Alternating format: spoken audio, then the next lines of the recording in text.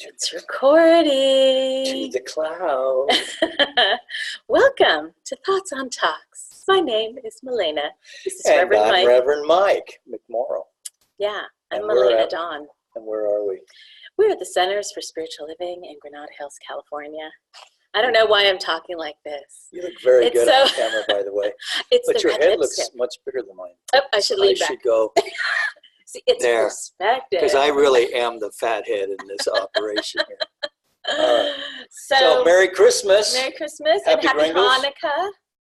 Yeah. We have a little menorah over his shoulder there with Frosty the snowman in front behind. of Frosty, who's now melting from the two lights. Yeah, if we plugged in the menorah, it was very bright, so he would melt. It'd be, oh! And you could see the logo up there. It's my aura. That's what it is. And I just wanted to take advantage of the beautiful Christmas tree and be in here, change our location, because we could do that. Yes. We're mobile. Yes. So yesterday's talk, Sunday's talk, which was the December 22nd talk, if you want to go watch it on the CSL YouTube channel, you can watch the whole thing. And it was about Science of Mind and Christmas, because this is the Sunday before Christmas, so it makes sense. And so let's talk about Jesus. Yeah, why Baby not? Jesus, the birth of Jesus. I think the Jesus we all pray to. The Jesus who is Jewish, From so it's Talladega Hanukkah Nights. too. Thank you, baby Jesus. I've always found it interesting when people thank baby Jesus for things, and I'm thinking he's an infant. He wasn't. It was just his presence. He didn't do anything.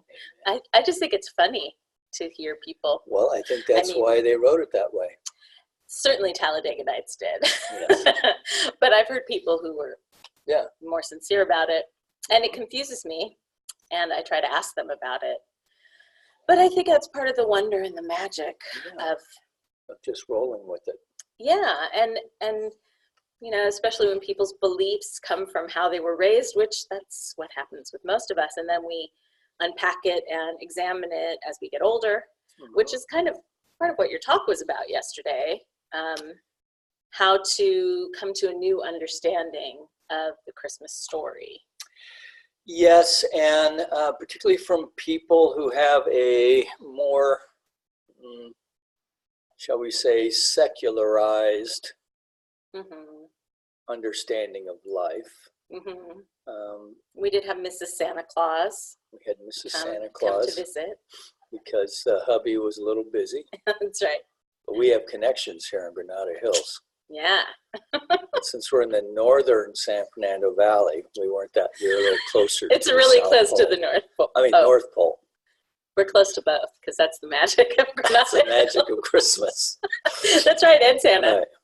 But yeah, so we explored how the scientific mind, and which is the way that we are trained, even those of us who may feel like we don't have much book learning.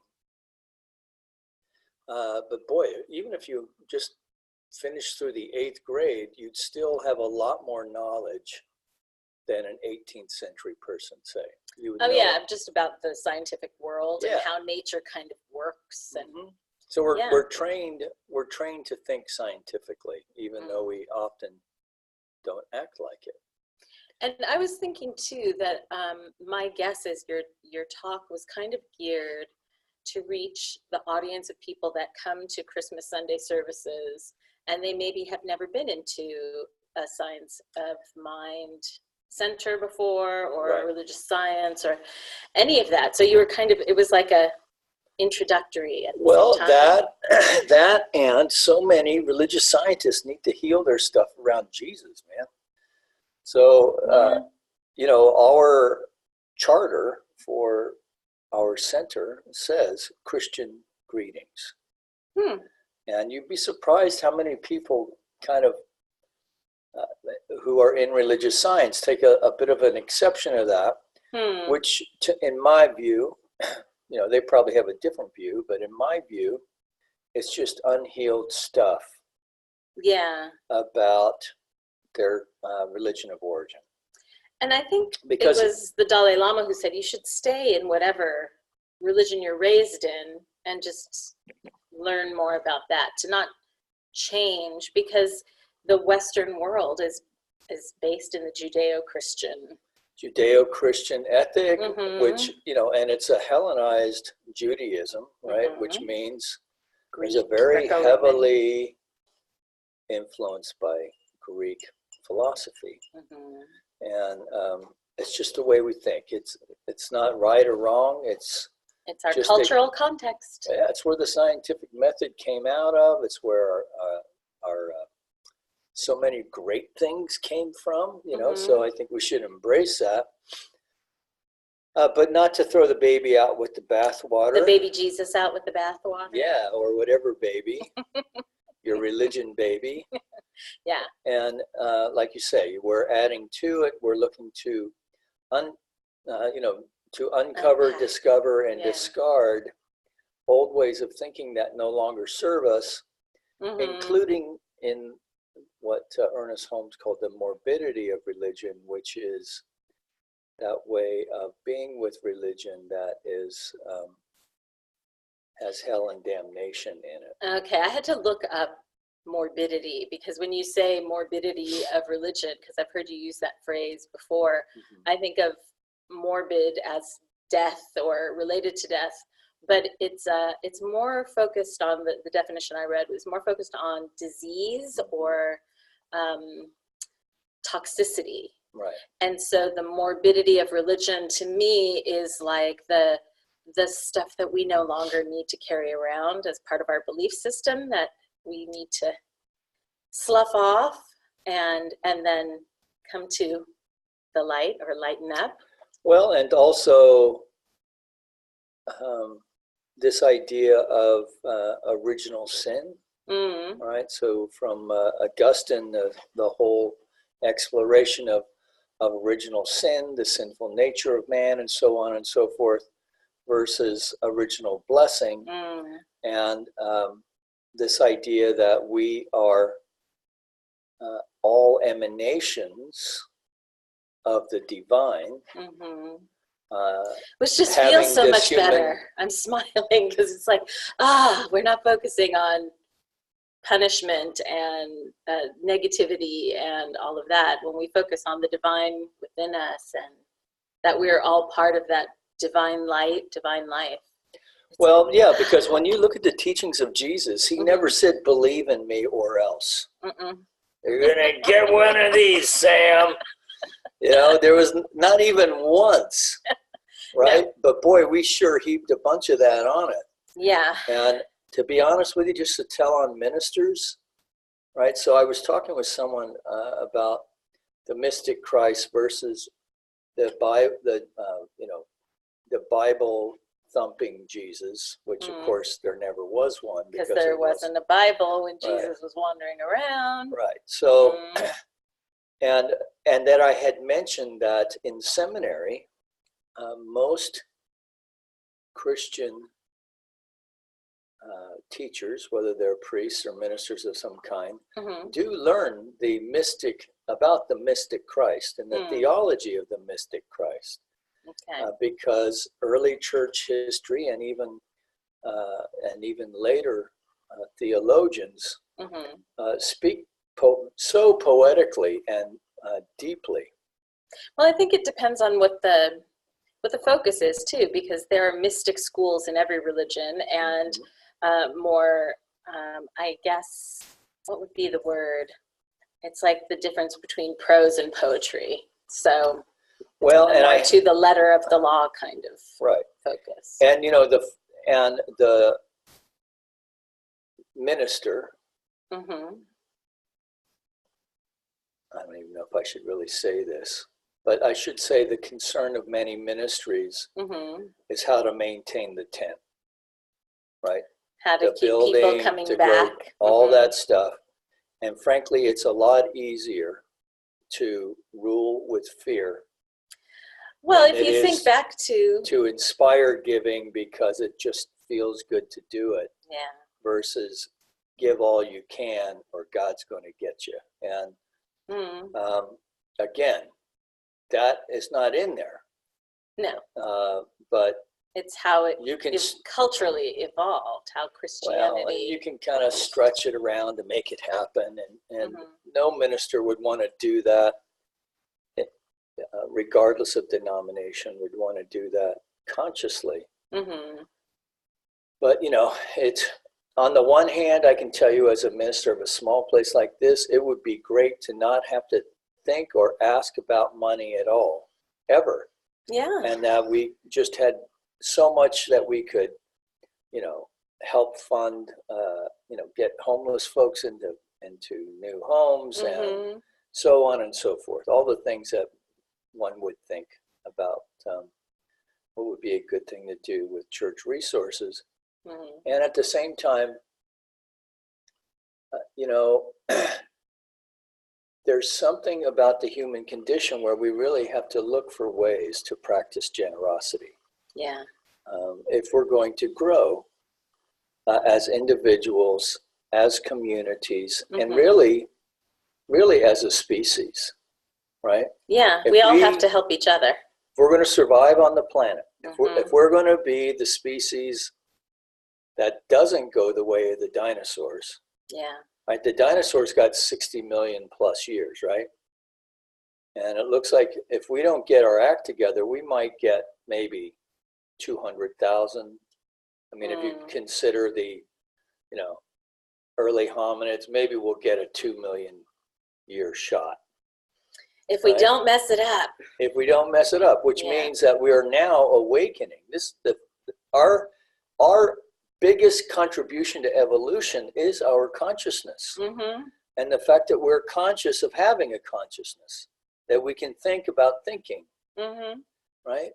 And Yeah. so the great promise is that we get our head out of The sand. thank you, right? Uh-huh. And to understand that, to claim that we have a connection with divinity Mhm. is not the same as saying that we're God, Right. but instead encouraging each other to look for the ways that we do, in fact, demonstrate the divine in Mhm. our everyday living with each other.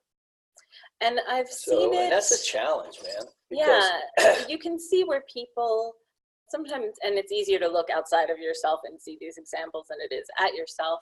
But you can see where people can limit themselves by their beliefs. If they don't know that there's more, then they don't know to reach for more, or they don't know to behave differently. Right. And but that's the promise of Christmas, right? That we're our best selves, that we're our most loving, our most generous. I'm stealing that probably from Bill Murray at the end of Scrooged. Right. Or wherever, Yeah. It's a universal message, right? It is. And, but I think as humans, because we need that kind of contrast of how not to be, what not to do, we kind of need to see that sometimes to evolve our consciousness to be that better version, right. And to feel the difference of how it feels within us to give and to be loving and to forgive, right. Well, and of course, without darkness, we don't really have an awareness of light. Right, exactly. So, and you talk about that. I mean, we've been talking about it the last few weeks in your Sunday talks, because that's this time of the year. The solstice marked the longest night of the year, and so now the light is returning, and so our holiday ceremonies and celebrations are about ushering that light back in to our lives and the world. That's right, and these practices have been with us, right? Mm-hmm. So, the kind of fun things to examine about Christmas, mm-hmm. right? So I've always liked the Christmas season, right? I like the idea that, for one night out of the year, at least 1 billion people on the planet who call themselves Christians mm-hmm. are looking for ways to practice, peace and goodwill towards all men. Right? Mm-hmm. And like I said yesterday, I love the story of, this great king, Hebrew king, was not born into a palace, but rather in very humble circumstances, right? To an unwed mother. They had to travel outside of town, so In a strange land. in a strange land. And with animals and to keep them warm, wrapped in Mhm. swaddling clothes. I mean, there's so much imagery around that. Now, when you start teasing the different stories out of the Bible, you start seeing that they, or I should say the New Testament, that they don't quite add up, Mm-mm. right? So Mark there is no nativity story, Yeah. right? Mm-hmm. I think it's, if I remember right, it's Luke where the Magi show up. Right. And Matthew has the slaughter of the innocents. Mm-hmm. So there's these bits and pieces that have been folded into these various books, Mm-hmm. and that clearly Mark was first, that Matthew and Luke were second, and Mark was used as a source along with another source, sayings gospel of some kind. Mm-hmm. And then you have the Christology or the theology. That's why I've stacked the laptop today on top of some books that I brought with me, and one of them is Zealot by Risa Aslan. And he talks about how in that time, in that tradition, the storytelling tradition, the stories they told were not meant to be understood as historical documentation. They were meant to be understood symbolically. So a story about humble birth and where it happened, you wouldn't necessarily need to know exactly except what it meant in the story. And a star overhead and all of those things were meant to convey certain messages. Right. And we've become very literal in our interpretation of things in the scientific era. And so we kind of miss sometimes the poetry that the symbolism infuses into the story. But that's what metaphysical and metaphorical interpretation does, is bring us back to that. Yes, and but that's actually up until, gosh, maybe 100, maybe 150 years ago. Mm-hmm. The Hebrew Bible and the Christian Bible both were read and understood to be metaphor. Okay. This whole literal thing, this is kind of an early 20th century, late 19th century thing. Maybe earlier than that with, what's his name, Wycliffe and, Calvin and, right? But this is why they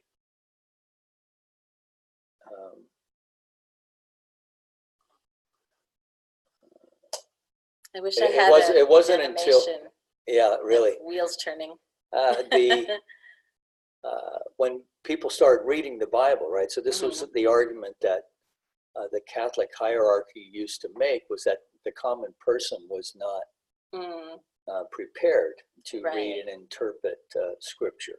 Right. Yeah. And of course, that's a very, very old argument going back before the Reformation, but because there were no Bibles till Gutenberg, right? Right, yeah. And even the Bible itself is just a compilation of copies of copies.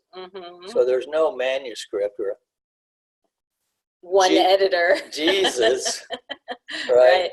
Stardate 000.1. Jesus commanding. Oh yesterday I was crucified. This is the new Star Trek series. Today I am visiting hell. So I'm going to, right, because of the Apostles' Creed, he descended into hell. Just to say hey and bless everybody. I do not know. This is the confusion. This is why people go, huh? Yeah. Right? Huh. But the Mormons have a cool story because they say on that day that Jesus came to North America and visited the native tribes here. Right. And that the Mormons are one of the 12 tribes of Israel? Is that what that is? Or is that a separate story about tribes? I don't know enough about it outside of what I learned from a girl that I was dating at the time. That's a good source. So, but it's a cool story. Yeah. And if you believe in this idea that God is everywhere present, And if Jesus can walk on water, he can walk across oceans. Well, he could just... he could beam over. If we're doing Star Trek Jesus, we have to do a series of Star Trek Jesus. Yeah. That'd be cool.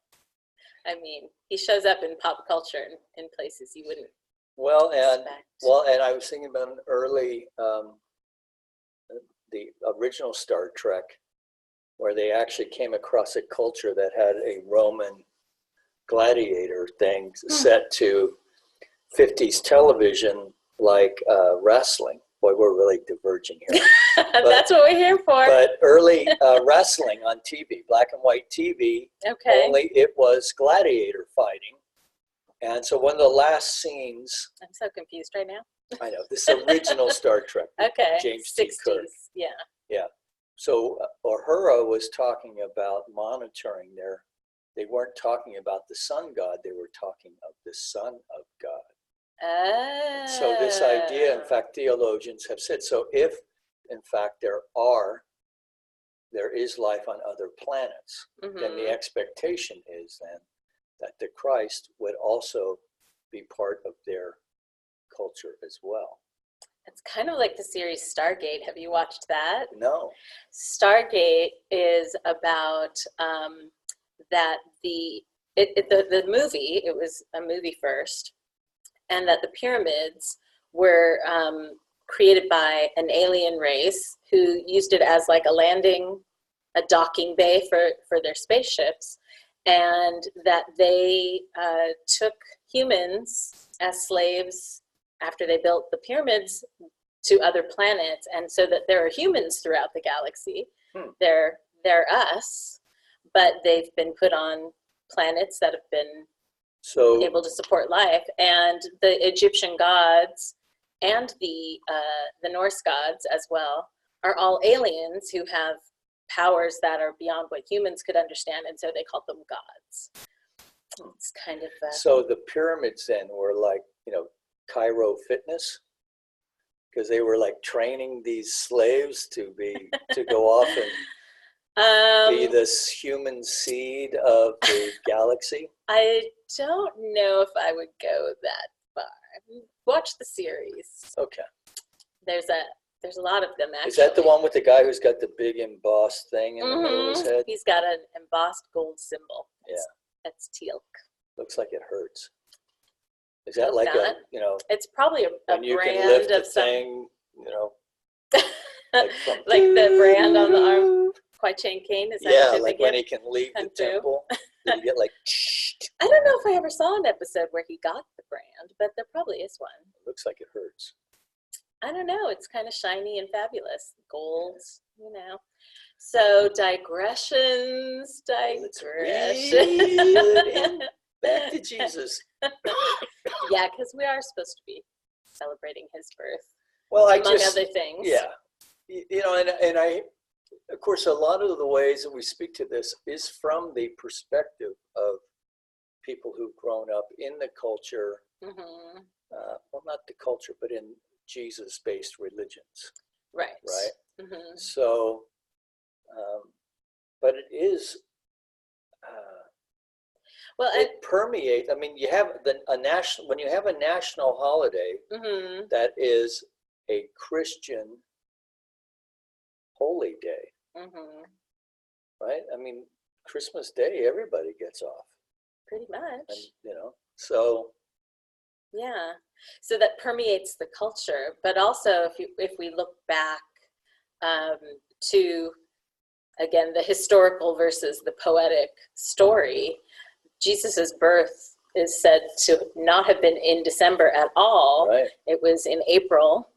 And the December birth story was to tie it together with the winter solstice celebrations of bringing the light, so that the pagans and the, well, and Saturnalia of the Roman, yeah. So it was kind of a cultural appropriation. Well, the early on. church was brilliant that way, right? So it wasn't just moving, because the thing is that they couldn't get people to give up the old pagan holidays anyway. Right. So you had Yule and the Germanic traditions, Germanic pagan traditions, which is basically English traditions, right? Because of the Saxons were Germans, Mm-hmm. and the Christmas tree and Tannenbaum and all that stuff. Yeah, it's all just a mishmash Yeah. of stories from different traditions that But you we put all gosh, you together. just wouldn't know it. I Yeah. mean, I remember as a kid, Mm-hmm. so when you were a kid, they probably already had VCRs, I'm guessing. No, Okay, but probably not long after. probably not. But at any rate, I Mhm. can remember waiting until Rudolph the Red-Nosed Reindeer came on television, right? So Uh-huh. you would wait for it Yep, along with Frosty the Charlie Snowman. Mm-hmm. yeah, well, Frosty was like not even A little really later. Christmas, just like, you know. An afterthought. Well, he's like a frozen snowman who starts melting. What was it? What is it he would say? Anyway, he had something that he used to say. Yeah, But I'm you know, sure that's not he like did. Christmas. Christmas is, you know, and we get the Sears catalog would come in, and you would spend, you know, hours going through the catalog making your Santa list, Mm-hmm. right? Yeah. So Yeah. that's, you know, as a child, it's That's magical. that's the magic, is the possibility that you could get something just for being, well, being good, but in a lot of families, it's just for being there. I mean, just for But being. you know, you can see how that would, you know, you could connect that with how the Godhead works, Mm-hmm. right? Yeah. So, Yeah, it's a time of hope. well, and the Santa renewal. Claus idea that, you know, Oh yeah, I really liked that You know. Santa Claus God that you were talking about. well, I think a lot of people think it works that way, and then they don't get what they want, and then, oh, this God stuff, and then they chuck the whole thing, right? Because I prayed really hard and my mom still died. Well, that's awful, yes, and tragic, and particularly if she, you know, passed, you know, well before her time. But yeah, so the it's idea that you mentioned about the Santa Claus God is if you're naughty or nice, and you get a gift if you're nice, you get like a lump of coal if you're naughty, and that it's the rewards and punishment, the very right, sort of simplified. consequential Yeah. thing. Whereas if you've developed a more, I don't want to say mature because it sounds insulting maybe, but a deeper look into the spirituality. Like you said, if you're in a situation where you're praying really hard for somebody you love to be healed and it doesn't happen, it doesn't mean that God wasn't present, or, you know, the divine wasn't at work in that situation. Right. Or, as is the case within our own teaching, or that my consciousness wasn't strong enough. Yeah. Right? Or what is it within my consciousness that is keeping me from experiencing my heart's desire, you know, whatever that is. So I think, in a way, maturity is not a bad word to use, because we do need to come to an understanding of the universality of the Christ, which is what we eventually got to, right? And so, and then just the to give Christ consciousness, the Christ consciousness, life. right? And which, when you read the teachings of Jesus carefully, and also Paul's really developed this idea even more so, and John to an extent. But I also like what Richard Rohr, the Franciscan priest, had to say about this, that the Big Bang was the first incarnation of the divine within, you know, where the spirit became matter. So it's like the idea of life or existence went, right. Like when you get that idea in your head and you're like, mind blown. God said, let there blow, you know, kablooey. Yeah, let there be. And so this is the first incarnation of God as matter. And then I love this thing that he's developed about the second incarnation being that in the person of Jesus, made from the spirit as matter in the material world. Right? And then he uses the imagery of the universal Christ consciousness, right? That is not bound by the egoic mind of humanity, Okay. but rather has, this. Transcendent? Well, yes, transcendent. I was trying to think of a way, transcendent love, maybe, Okay. right? Because I really do think that at the end of the day, that is the unique aspect of consciousness that humans have. Now, animals, I think, display it in a way, but, I have yet to determine whether that's, is it just because I'm feeding them that they're so happy to see me, or is there some hormonal heart connection thing, or is it the same way that we feel as humans, I think it's So a soul connection. whatever that is. And in fact, Richard Rohr, again, he speaks to seeing the Christ in the eyes of his dog, whose name is Venus, Black Labrador. Oh. So I'm looking and I for, think this here's is- a quote that you said about the heart versus the mind. Now, did you write this? Do you see what I've noted here? And yet, even for the trained rational mind, the heart speaks out in the middle of the night. Is there nothing more? Yeah. Did you write that, or did you find it somewhere? No, I wrote that, but See? it's inspired by Houston Smith. Okay, yeah. And Houston Smith wrote it in the section explaining Hinduism. Okay. And Because Houston Smith wrote about all the world's religions. The world's religions. He was one MIT professor, Mm. and he was one of the first ones who kind of tackled that. Mm-hmm. And again, it's from the Western perspective. Right. So I don't know how folks from the East, although Thich Nhat Hanh is pretty gentle with folks speaking to different cultures, as Vivekananda and Yogananda. These were teachers from India who had a strong understanding of Christianity and were able to speak of it from the at least the Indian mystic mind, if not the Hindu mind. Right? Yeah, because the universal, I think, that is has been part of Indian thought. I mean, going back millennia, right?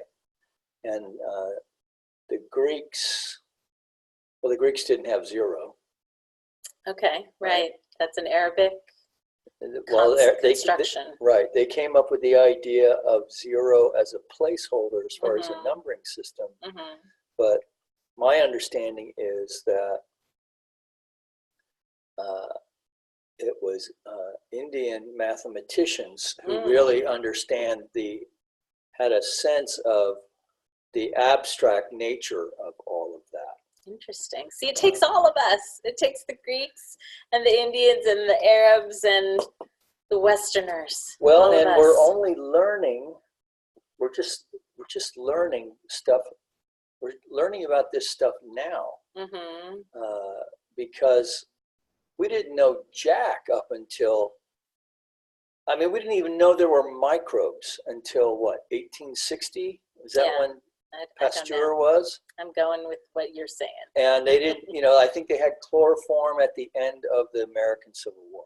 Wow. I mean, can you imagine? I mean, so I can see how they had these, human life was so cheap for millennia. So I totally understand why people have imagery of a punishing God.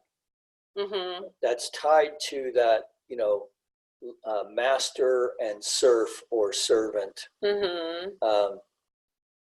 mentality. And even the, what do we have to do to keep ourselves safe in a world that we don't understand? So that, do we need to give a sacrifice to a volcano god, or Right. that sort of thinking, and how it evolves into Right. Well, that different is, structures. petitionary prayer developed, Mhm, right? mhm. So no one would think about throwing a virgin in the volcano anymore if they could find one. But petitionary prayer is kind of that way, right? Right. Or no, you know what? Let me back up and say Okay. that. It's not really that. I think it's that we often try to bargain Yes. with God Mhm, through petitionary prayer. mhm. Well, if you do this, we try and make it transactional. Right. Yeah. And Right? that's our consciousness. That's yeah. not the You way do God this, wants it. and I promise I will, give $20 a week more to the church, or I will build a wing on St. Jude's Hospital. Right. Or even like a lot or of anywhere in between. like heartbreaking romance movies I've seen where like, I will give up this one love affair if you will save this person's life, and then they long for each other anyway, but one has promised. Yeah. So how do we bring this back to Christmas and Hanukkah from where we have gone? Are you checking? You're keeping us on a timer. Well, I'm doing that, and my auto mechanic is trying to call. That is important. Yes, we have about 8 minutes to wrap this up. Okay, so what did you mean in your talk when you said we may have to keep the man Jesus in religious science jail out of fear?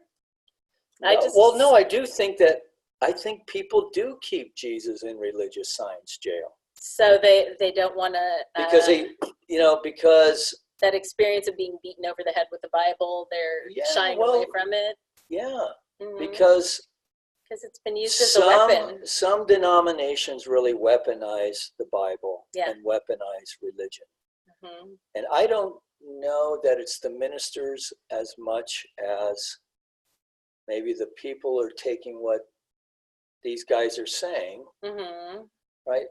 Because I'm willing to give the ministers the benefit of the doubt because they've been to seminary. Right. So they've put the work in, men or women. Right. They've put the work in. And hopefully they're not just like drinking from the fire hose and they're just getting all this, biblical stuff. Right. But that they're given enough time to develop the consciousness, to, as Paul said, to put on, what would life be like if I put on the mind of the Christ? Right? How would my life be transformed through the renewing of my mind? And that's really taking responsibility for stepping ourselves into that experience and not policing everybody else around us, which is how a lot of any religion, but in our tradition or in our Western world, it's usually Christianity that's been used to try to police us into behaving a certain way. Right. Well, and part of that is what they call the Great Commission. Right? So the Great Commission is the idea to bring people to Christ. Okay, that makes me think of something. So when I leave here on Sundays, I drive past a group of people that are on a corner, Devonshire and Balboa. They have a banner. They have a bunch of people with flags, and they're standing there waving and stuff. And the banner says, "Honk if you love Jesus, and if you don't, pull over, and we'll try to save you. We'll talk to you about your salvation." I always honk and keep on going. Well, I was looking for, what organization is this? I want to contact them and tell them that why don't they help the homeless people that are right there next to them if they want to, be like Jesus and they want to show us what you're doing. And I wanted to contact the organization and, maybe send a strongly worded email or make some loving suggestions, but they didn't put who they were, what group they were from, what church they were from. There was no information on those banners. So and I'd be curious to know how many people pulled over, but I always honk for those people. Yeah, I love You're Jesus. honking for Jesus? Why wouldn't I love Jesus? Does Jesus really need you to honk though? He does not need me to. But I know I appreciate recognition. right? So, but does it cause more annoyance? I mean, we don't, in Sri Lanka, they would say horn. We don't horn often on the streets here in Los Angeles. There's not a lot of horn honking. right. So when you hear it, it's like, oh my God, what, there's not Well, a I don't positive go, response. I just go beep, beep, Oh, okay. like the Roadrunner. Because, okay. Mm-hmm. it's not something I would do because they're Right. also on Nordhoff and Reseda. There's a group Oh, over okay. there. It could be the same group. Maybe. It's just I'm willing to give them the benefit of the doubt that they feel like They're that doing something they're good. doing the Lord's work. Now, Okay. but yeah, could they do these things? Yes. Yeah. I don't know why. I tell you, Reverend Nancy's sister Catherine, who just passed, Mm. I think the name of her church is the Church of God in Christ in Van Nuys. Okay. Now, I would say they're evangelical, if not Pentecostal. Okay. But they're doing amazing things over there. Mm. So they're in this industrial area of Okay. Van Nuys. Mm-hmm. They have their sanctuary and everything there, Mm-hmm. but they have like 3 or 4 giant freezers or refrigerators rather. Mm-hmm. I mean, they have this whole ministry of feeding people. See, that makes me think that they are following things that Jesus Yeah. did. Like, and put and yourself Catherine, in that place. Catherine could, she'd get her Protestant, Baptist on and Mhm. with the best of them. Mm-hmm. But, and I did not know Jim personally, but I do know that he also helped a lot of people get into homes. Mm. A lot of people get off drugs and alcohol. So they did a lot of witnessing 12-step wise. And, Okay. boy, Yeah, it was very, I guess- mean, I would love to be able to do stuff like that, but I guess we all do what we you know. can, and maybe if the people standing on the corner, if that's all they feel like they can give is to wave at people and try to get them enthusiastic. well, and Guess I that's don't know who something. they are, I don't either. I mean, why don't religious scientists do that? I think we're a bunch Maybe we don't like confrontation or arguing with people. Maybe we want to go somewhere where we feel safe to. Yeah, but on the other hand, wouldn't it be good to know Mm-hmm. that the living spirit is expressing in, through, and as you? Mm-hmm. And to the extent that we can align with that Mhm. universal Christ, Yeah. we are the light. We are the light. Yeah, we are the light unto the world. So Mm-hmm. now, as I think I also said yesterday, as we focus more on aligning ourselves with that idea, Mm-hmm. then a lot of the distractions that maybe we kept ourselves busy with, Mm-hmm. like sex, drugs, rock and roll, money, acquisition, all that Yeah. kind of falls away. Not that we're not still driven to do things, Mm-hmm. but it's in a much more conscious way. So there's nothing wrong. Go ahead. The worship of the outer, like the status and feeding ego, feeding cravings, all of that falls away when we focus on the light. Because I was having this discussion about food. When we eat junk food, we still feel like we're hungry because we haven't actually fed ourselves something that is nourishing. So in the light, if we focus on something that's nourishing, why are you feeling sad because you miss your junk food? Talking about junk food. You can eat it, but it's not gonna. If you have Right. only a diet of junk food, you're gonna Right. crave You're gonna something look like more. me. Well, No. that'd be too No, I eat nice. real food. Good. I'm glad to hear. I'm sure you do. I'm going to eat that Christmas tree after we're done. Good I need to greens. eat, lots of grain. But if you focus on the light, then you're getting nourished by what you actually need. Right. And then you can celebrate life, you can experience things, you can have money, you can, Right, do all those things, but the focus is not on. right. So you're not going to buy the house because it's going to impress everybody. Right. You're going to buy the house because, Yeah, it may be a little bit of a stretch, but it is, you know, I could do XYZ with the extra room and, you know, entertain and, you know, enjoy that Have part people of life. come and visit. Yeah, exactly. And there's our timer to keep us focused so that we don't diverge for eternity. Yeah. Yeah. So let's see, what other things have I made notes of in here? Well, anyway, let's finish that, you know, Yeah, okay. people putting Jesus in religious science jail. So, Oh, yeah. so the idea of compartmentalizing our religion of origin, and maybe even talking smack about it without really dealing with whatever it was that happened. Right? Yeah, yeah. Maybe a minister, you know, said something or worse, or you know, somebody was unkind or uncharitable, or you know, the whole hypocrisy thing we think of, or you know, the obnoxious Bible thumper who, you know, follows you down the street and just won't leave you alone because, you know, they're stroking their own ego rather than informing us with something. So, right. You know, so when we can have a consciousness that just, you know, okay, so something within them needs to be able to do this without me getting my Irish up, then, you know, that's a good thing. But not to, I guess what I'm saying is not to discard things without consideration. So there's really nothing, even if I'm Jewish and have had to put up with a bunch of jive because I'm Jewish and I don't have a Christmas tree, and no, I don't buy my kids presents because I'm Jewish. Okay, get over it. You can buy Hanukkah gifts. Well, whatever.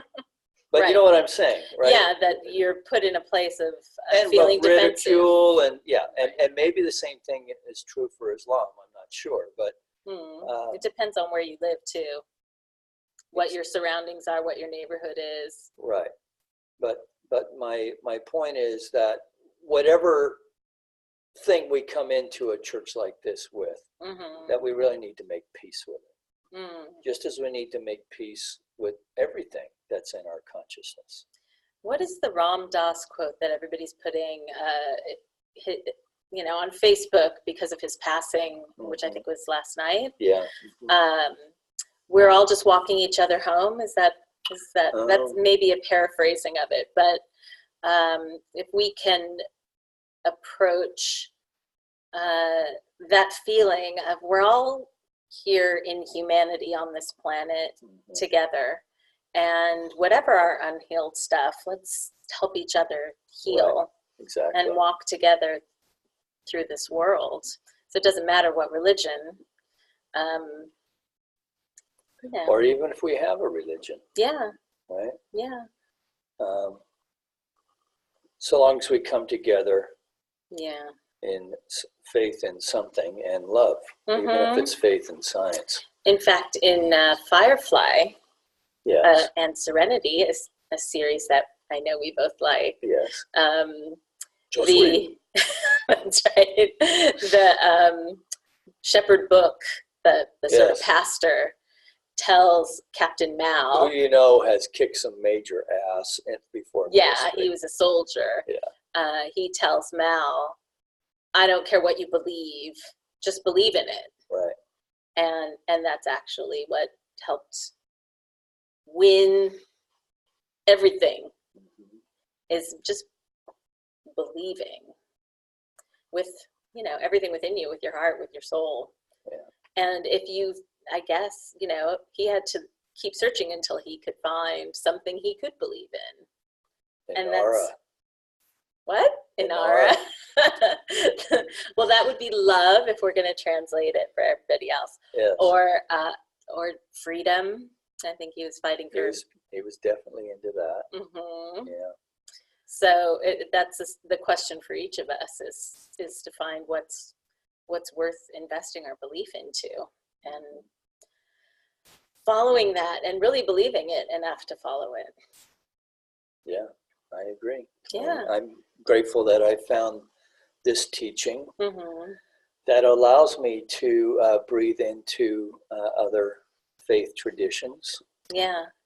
And also, you know, I've always, since coming here, I've started calling myself a leftist Christian, which means that most Christians would not consider me to be a Christian. Mm-hmm.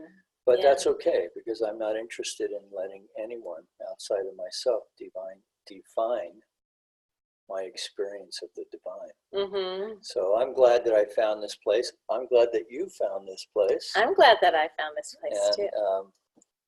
so for our friends out there who haven't turned this thing off yet, so in this 2019 Christmas season, tomorrow's Christmas Eve, so a very Merry Christmas, and knowing for everyone out there that this coming new year is one of 2020 vision, where we clarity. see life with clarity, focus, grace, and ease. Yes, and happy Hanukkah. And we probably won't have another episode before Kwanzaa starts, so celebrate Kwanzaa. Celebrate, yeah. Yeah, so celebrate everything. Happy everything. Yes. Thanks for joining us. Happy Christmaka. That's right. Okay, Bye, you want to lean forward and tell it to stop recording? My Uh, head was already too big earlier. I think it'll balance it out if you lean forward. Please stop recording there. Right there. That's a Or shiny there. forehead. Okay, here, I'll do this. Wait. And Do you me think for people all. here, stop recording down here. Oh. Okay, here we go. Yes.